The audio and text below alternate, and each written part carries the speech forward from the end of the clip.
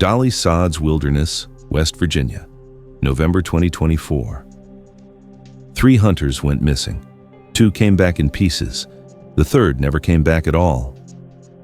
What we found in those woods had a name, dog tags, and a service record that said he died 47 years ago.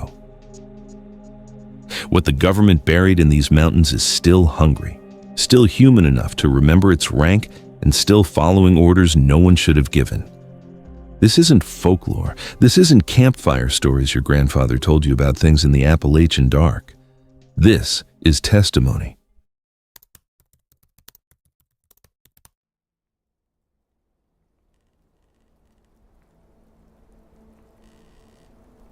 My name is Dalton Mackey. People who've known me long enough call me Dal. 41 years old, 15 years with the 75th Ranger Regiment, 2 tours Afghanistan, 1 Iraq. These days I'm team lead for West Virginia National Guard Search and Rescue. It's quieter work, less shooting, more hiking. My left leg's got enough Kandahar shrapnel in it that I can feel weather changes 12 hours before they hit. The VA says that's psychosomatic. My knee says otherwise. I grew up in these mountains. My grandfather taught me to track whitetail before I could read. I know the difference between a black bear's print and a dog's. I know how frost forms on ridge-facing slopes versus valley floors. I know that the Dolly Sods Wilderness isn't like other parks. It's got history that doesn't wash away with rain. During Vietnam, they used this area for training, mortar practice mostly. There are still craters up there, 40-foot divots in the earth where the ground never quite healed right. The Army pretends they cleaned it all up. Every few years, some hiker finds an unexploded round, and we have to evacuate a square mile. I tell you this so you understand. I'm not some weekend warrior who thinks every snapped branch is Bigfoot. I've seen combat stress. I've seen what sleep deprivation does to perception. I've talked men down from seeing things that weren't there. What I found in Dolly Sods wasn't any of those things. November 14th, 2024. Thursday. Temperature 31 degrees at 0600 hours when we staged at the Red Creek trailhead. 3 hunters had been reported missing. Kenneth Albright, his brother Marcus, and their friend Joey Simmons. All locals, all experienced. They'd gone up Sunday for a 5-day boo hunt, expected back Wednesday night. When Kenneth's wife couldn't reach any of them by Thursday morning, she called us. My team was 4 people that day. Myself, Jessica Herrera, paramedic, 7 years SAR, Tom Oakes, tracker, former Marine, and Brett Cullens, Comms and Navigation National Guard. Standard protocol for this kind of operation. We had 72 hours of supplies, satellite uplink, handheld radios, and enough medical gear to stabilize major trauma. The plan was simple. Hike to their last known GPS position, a hunting blind about 8 miles in near-breathed mountain, and work outward from there. Weather was supposed to hold until Saturday. We had a window. Tom found the first sign at mile marker 4, boot print in half-frozen mud, definitely Kenneth's. We'd gotten tread patterns from his wife. Pointed northwest, off-trail. That wasn't unusual. Hunters go where the game is. What was unusual was the print next to it. Barefoot, human-shaped, but wrong. The toes were too long, splayed out like fingers. The arch was collapsed, almost flat. But the real problem was the depth. That print sank 3 inches into ground that barely held Kenneth's boot impression.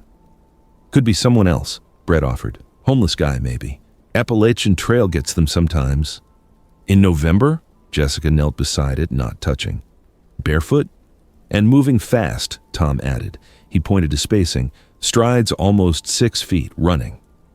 I checked my map. We were at 3,800 feet elevation. Frost had been on the ground every morning for 2 weeks. Anyone barefoot up here should have severe tissue damage by now. We followed both tracks. Kenneth's meandered, pausing at terrain features, probably glassing for deer. The barefoot prints moved in a straight line, intersecting his path 3 times before diverging toward the old bombing range. At 1340 hours, we found Kenneth's compound bow, just lying there in the middle of the trail, no case, arrow still nocked. Tom checked it over. No damage, he said. String's still good. He didn't drop this running. He set it down. Why would he do that? Brett asked. I was wondering the same thing. You don't abandon a $1,200 bow in the wilderness, not unless something made you forget you were holding it. The radio crackled, standard check-in from base. Jessica responded, gave our position, reported the bow. Dispatch logged it. Everything normal. Then, under the static, I heard something else. A voice, faint, male, speaking in a rhythm, like a cadence call. Charlie 69er, requesting extract, grid whiskey tango. I keyed my radio. Say again, base, you have traffic on this channel? Negative, SAR1. Channel's clear except you. But I could still hear it. So could Tom. I saw his head tilt, eyes narrowing. Temperature drop. Personnel at risk. Repeat, personnel at risk. You're hearing that, right? I asked him. He nodded slowly. That's not modern call format. That's Vietnam era. My dad used to talk like that. The voice faded into static. Jessica and Brett looked at us like we'd grown second heads. We didn't hear anything, Jessica said. I checked my radio. Frequency was correct. Battery full. No reason for cross-channel bleed. We kept moving. At 1520 hours, as the sun started its early winter descent, we found Marcus Albright. He was sitting upright against a birch tree, eyes open, frozen solid. No visible wounds, no blood. At first glance, you'd think he'd just stopped to rest and hypothermia took him. Then Jessica tried to move his arm for examination, and it came off at the shoulder. Not torn, not cut.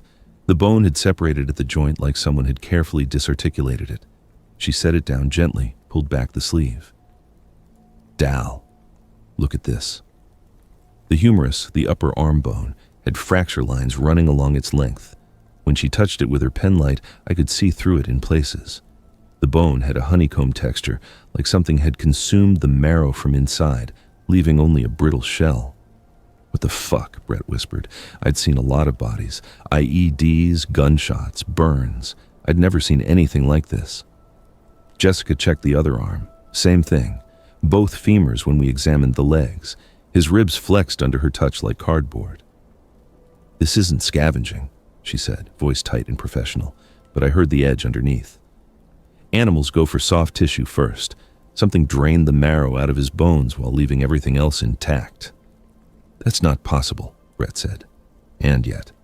Tom was scanning the tree line, hand on his sidearm. I called it in. Dispatch advised us to secure the scene and wait for park police and a medical examiner. Standard procedure. We set up a perimeter, documented everything with photos. The sun was nearly down when I heard the voice again. This time it wasn't on the radio. It came from the woods to our north. Clear. Conversational. A man speaking like he was talking to someone right next to him. November 6. Actual, this is Voss. I'm cold, sir. I'm real cold. Request permission to return to base.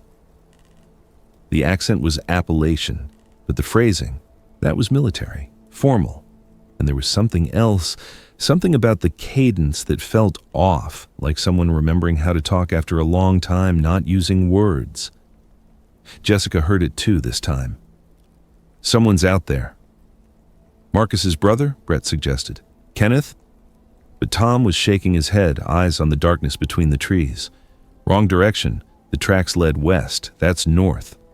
Sir, the others are gone. It's just me now. It's so cold. Please, sir. Please. The voice cracked on the last word. Desperate. Human. I made the call. Kenneth Albright, this is West Virginia SAR. If you can hear me, stay where you are. We're coming to you.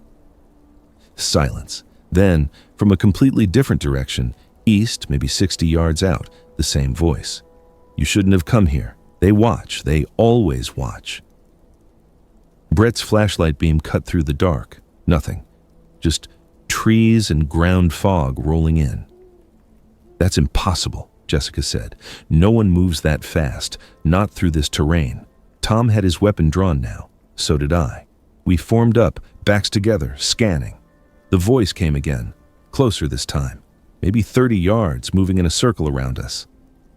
Project Algonquin, that's what they called it. Voluntary, they said. Serve your country, they said. And then I saw it, just for a moment at the edge of Brett's flashlight beam. A figure. Man height, but the proportions were wrong. arms too long, torso too thin, and it was wearing something, fabric, rotted and hanging in strips, but I recognized the pattern. Old-style woodland camouflage, the kind the Army stopped using in the early 2000s. But this looked older than that. The colors were faded almost to gray. It took one step toward us and I saw its feet.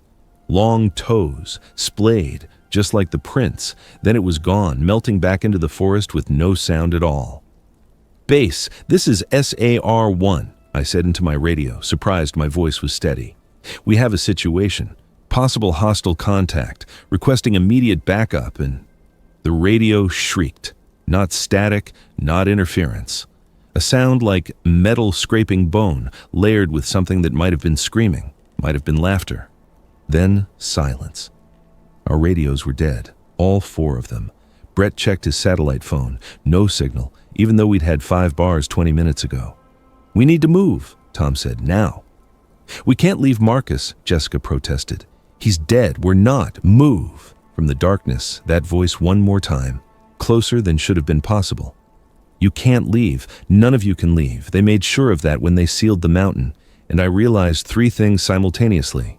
1, whatever was speaking to us knew we were military or former military. It was using our language, our protocols. 2, it had just confirmed other people were involved. They. 3, it said, sealed the mountain. This wasn't random. This wasn't an animal attack or hypothermia or bad luck. This was operational. Someone had done this deliberately, and we just walked into the middle of it.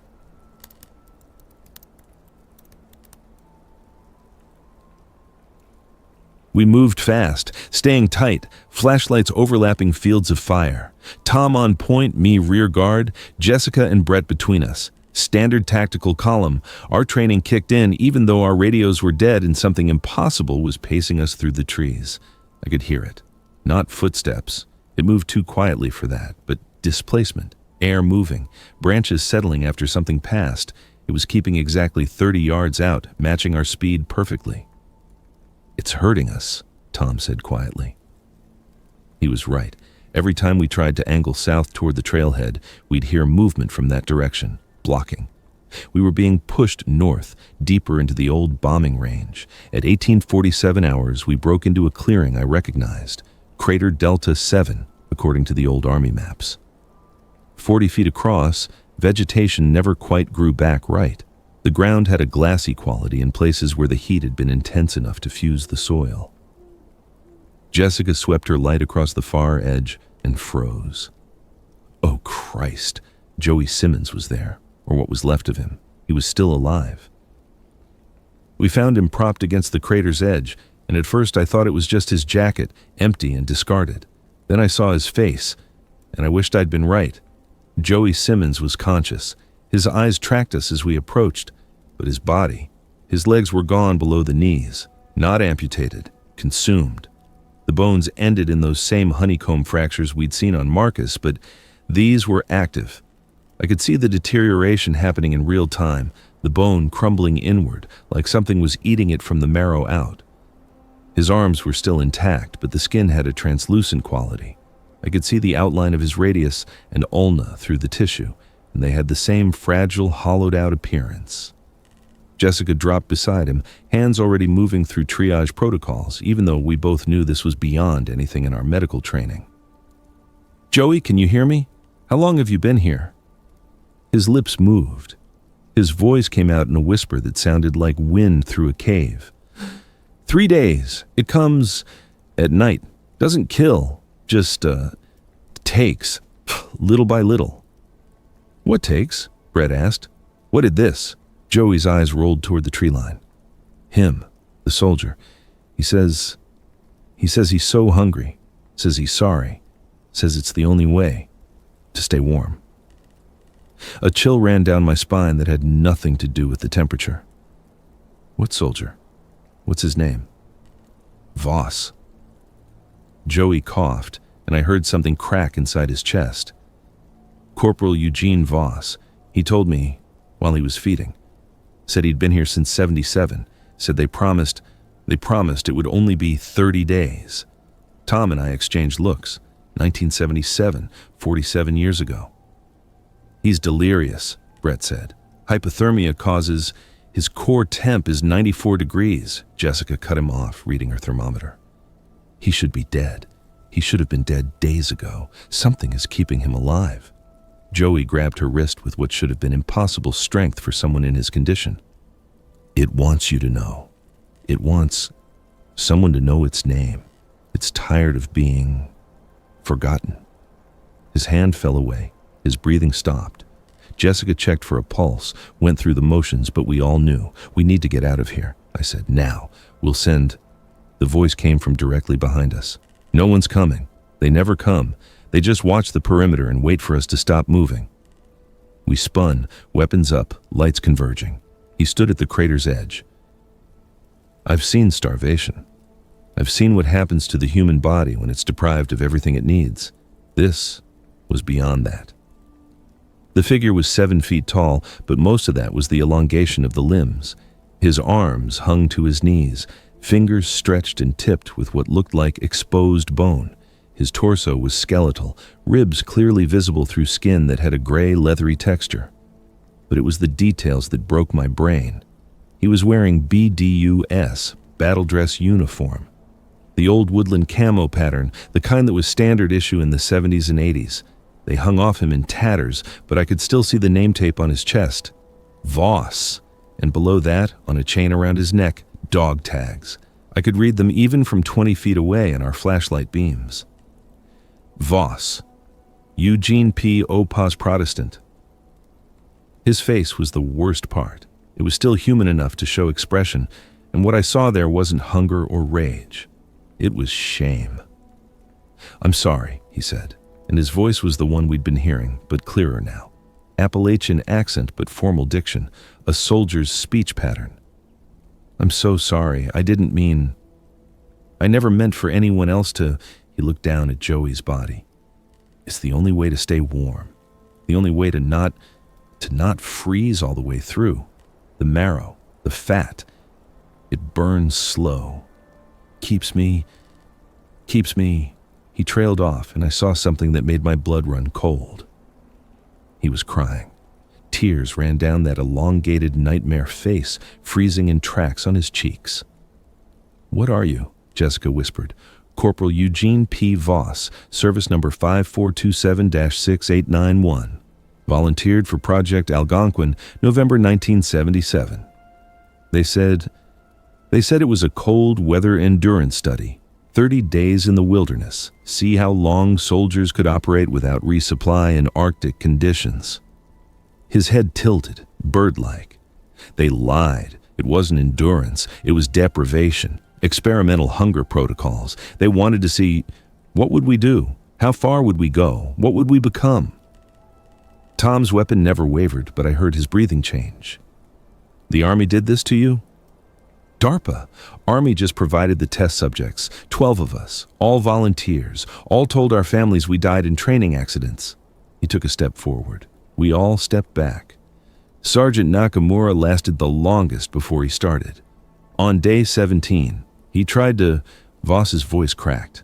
We had to stop him, but by day 23, we were all doing it, eating each other, alive. Because something in the starvation protocol, something in the drugs they gave us, it changed our metabolism, made us need what we'd become. That's impossible, Brett said. The human body can't... the human body couldn't, Voss agreed.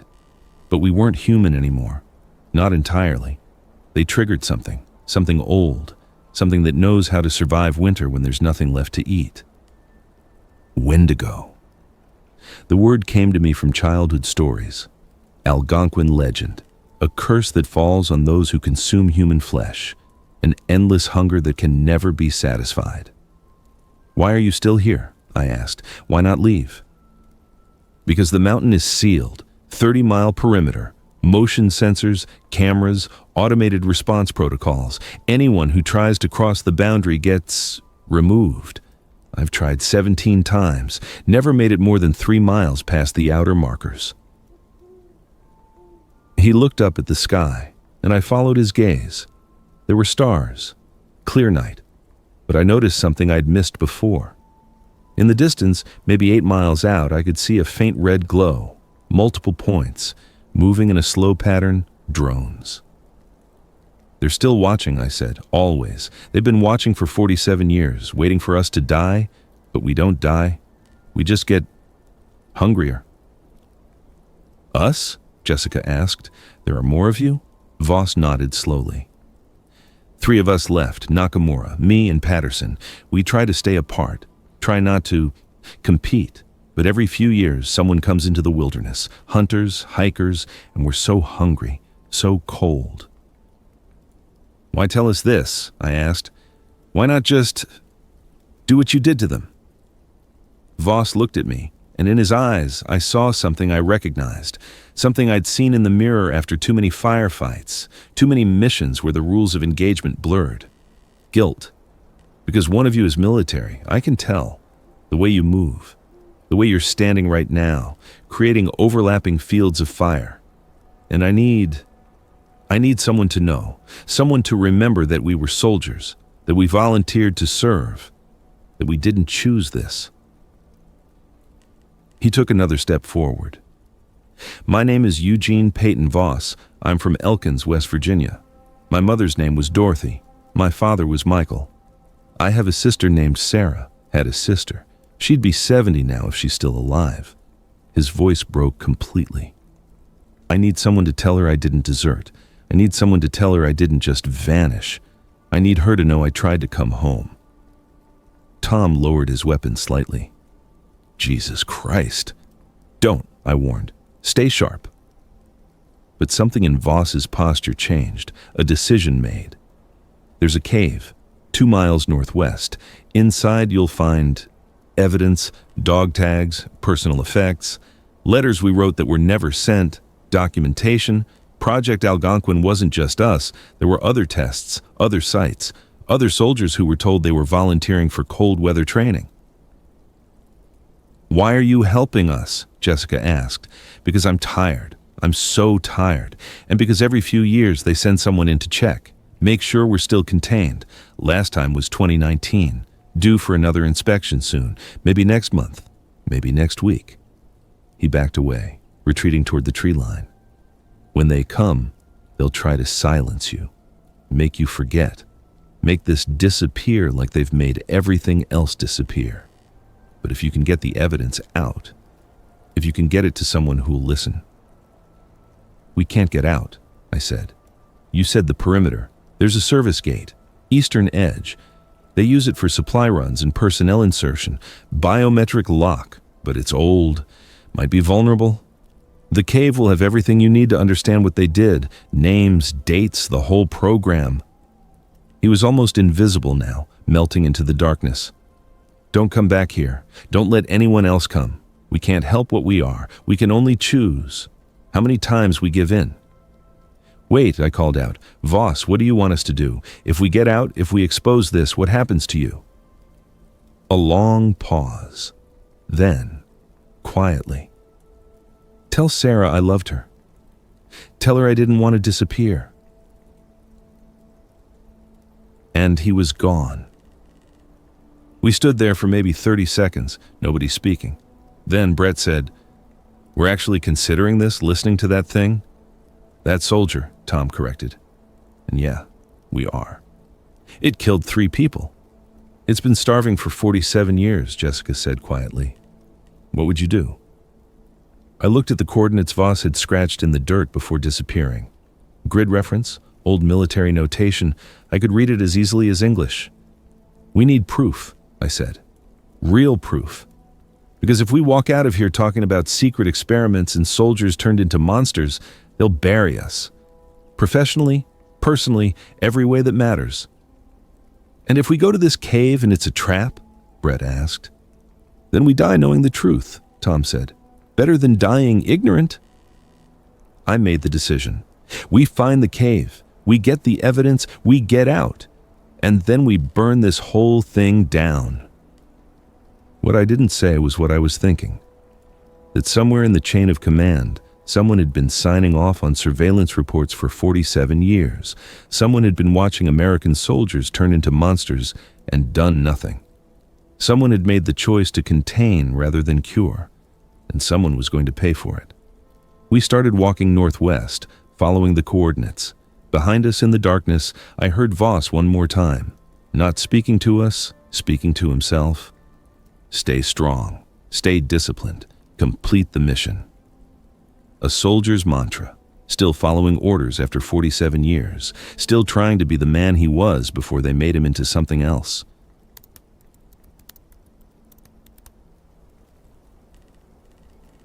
We found the cave at 2,143 hours. It wasn't marked on any map I'd ever seen, hidden behind a rockfall that looked natural until you noticed the tool marks along the edges. Someone had widened this entrance deliberately, probably decades ago. My knee was screaming.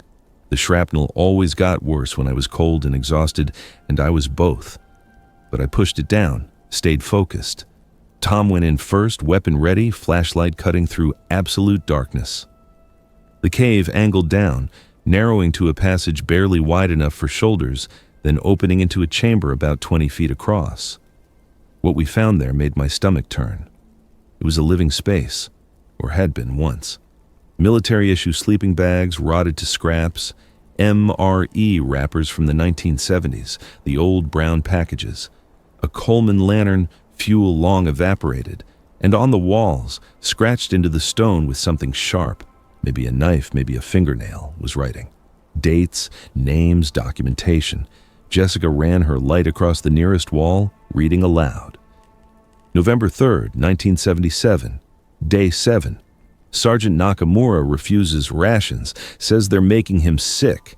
Dr. Kessler says this is expected. November 9th, Day 13, still no food. Corporal Voss experiencing hallucinations. November 15th, Day 19, Nakamura tried to... She stopped. What? Brett asked. Nakamura tried to bite Private Chen during sleep, restrained. Dr. Kessler observing with interest. No intervention ordered. Tom was examining a pile in the corner. Dog tags, dozens of them carefully arranged in rows. He picked one up, read it. Patterson, James R. Project Algonquin, Group A, O positive, Protestant. He picked up another. Chen, David K., same project designation, a B negative, Catholic. I was looking at something else, a metal footlocker, the kind the Army issued in the 70s. The lock was broken. I opened it. Inside were files, real files with classified stamps and DARPA letterhead. I pulled out the first one, hands shaking slightly. Project Algonquin, Phase 2, Metabolic Adaptation under Extreme Deprivation. Classification, Top Secret/Special Access required. I scanned the document, technical language, clinical descriptions, but the reality underneath was clear. They'd taken 12 soldiers, told them they were testing cold weather gear and ration protocols. Instead, they'd administered experimental compounds, synthesized from indigenous folklore subjects, whatever the hell that meant, and subjected them to total caloric deprivation while monitoring the results. The goal: create soldiers who could operate indefinitely behind enemy lines without resupply, who could survive on alternative nutritional sources when conventional food wasn't available. They'd deliberately tried to turn American soldiers into cannibals, and they'd succeeded. Listen to this, Jessica said. She'd found another document. Week 4 summary. Subjects exhibiting desired behavioral modifications, metabolic changes confirmed, bone density alterations proceeding as predicted. Note, Subject 7, Voss E, showing greatest adaptability. Recommend continued observation post-trial. Termination not advised at this time. Termination, Tom said flatly. They were planning to kill them. They were supposed to be a 30-day trial, I said, reading further. But when the transformations became irreversible, someone up the chain made a decision. Contain rather than eliminate. Use the site as a long-term observation post for the effects. Brett was looking at photographs. Young men in dress uniforms, 19 or 20 years old, smiling at the camera. The same faces I'd seen on the dog tags. These were kids, he said quietly. They were fucking kids who thought they were serving their country. I found the letters at the bottom of the footlocker. Handwritten, never sent. I opened one at random. Dear Sarah, I know they told you I died in a training accident. I know there was probably a funeral, a flag, the whole thing. I'm sorry for that. I'm sorry for what it did to you and Mom and Dad. The truth is worse. I'm alive. Sort of. I'm in the Dolly Sods Wilderness, and I can't leave, and I can't die, and I can't stop being hungry. They did something to us, changed us, made us into something that isn't quite human anymore. I've tried to fight it. God, Sarah, I've tried, but the hunger is so strong and the cold is so deep, and when someone comes into the woods, I can smell them from miles away. I can hear their heartbeat, and all I can think about is how warm they'd make me feel. I'm a monster. They made me a monster, and the worst part is I'm still aware enough to know it. If anyone ever finds this, please tell Sarah that I loved her. Tell her Eugene didn't want to disappear. Tell her I tried to be the brother she deserved. Tell her I'm sorry I couldn't come home. Corporal Eugene P. Voss, November 1983. The date hit me. 6 years after the experiment. He'd still been writing letters, still hoping someone would find them, still human enough to apologize. Una, we're taking all of this, I said. Every file, every letter, every piece of evidence. We photograph everything, we document everything, and we get it to someone who can't be silenced. Who? Brett asked. If this is DARPA, if it's been covered up for 47 years, who do we trust? I know someone, Tom said. Journalist. Covered the burn pit cases from Iraq. She doesn't back down when the government tells her to. Jessica was stuffing files into her pack when we heard it. Helicopter. Distant, but getting closer. Multiple rotors. Heavy transport, probably Blackhawks. They know we're here, I said. How? Brett looked panicked. Our radios are dead. We haven't contacted anyone. The perimeter sensors, Tom said. When we crossed into the cave area, we must have triggered something. The helicopter sound grew louder. I could see lights now through the cave entrance, searchlights cutting through the forest. We need to move, I said. Now. Everyone grab what you can carry. We loaded up fast. Files, dog tags, letters, photographs, everything that proved Project Algonquin existed. My pack weighed 40 pounds by the time we were done. We emerged from the cave to find the forest lit up like a stadium. 3 helicopters overhead, searchlights converging, and on the ground, coming through the trees with tactical lights and weapons, I counted at least a dozen figures in black tactical gear. No insignia, no identification. West Virginia SAR, stand down, a voice boomed through a loudspeaker. You are in a restricted military zone. Surrender all materials and proceed to the extraction point for debriefing. Debriefing? Tom muttered. That's what they're calling it. I could see the eastern perimeter from here, a chain-link fence about half a mile away, reinforced with warning signs. And beyond it, a service gate, the one Voss had mentioned, our only way out. We run, I said. Stay together. Don't stop for anything. They'll shoot us, Brett said. Maybe, but if we surrender, we disappear, just like Voss and the others. We become a training accident, a helicopter crash, a tragic search and rescue mission gone wrong. Jessica checked her sidearm. Then let's make them work for it. We ran. The forest erupted with shouts and movement behind us. I heard commands being given, professional and calm. They weren't trying to kill us yet. They wanted us alive, wanted the evidence back. That would change if we got too close to the fence. My knee was on fire. Each impact sent lightning up my femur, but I pushed through it. Tom and Jessica flanked me, keeping pace. Brett fell behind, his conditioning not what it should have been, but Tom grabbed his arm and hauled him forward. Gunfire cracked through the trees, warning shots high and wide. Stop or we will engage. We didn't stop. The fence was 300 yards ahead. I could see the gate, biometric scanner, keypad, reinforced hinges, and next to it, a guard shack. Empty. They'd pulled everyone into the woods to chase us. 200 yards, more gunfire, closer now. They were done warning.